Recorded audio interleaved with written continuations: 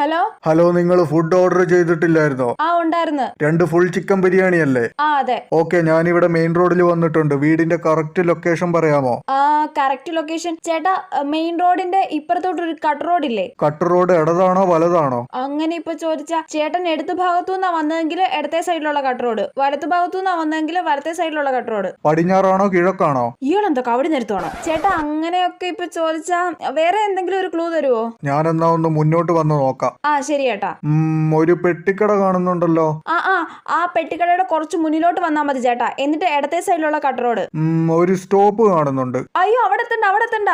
നിങ്ങൾ correct location പറയുന്നേ. ചേട്ടാ, ഞാൻ എന്നാ പിന്നെ മെയിൻ റോഡിലോട്ട് വന്ന് നിക്കാം.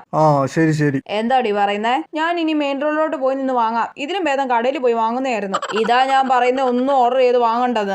ശരി, ഗൂഗിൾ മാപ്പിൽ പോലും കിട്ടാത്ത ലൊക്കേഷനെ കൊണ്ട് വീട് വെച്ചിട്ട് ഓർഡർ ചെയ്തതിന് കുറ്റം പറയുന്ന കണ്ടില്ലേ?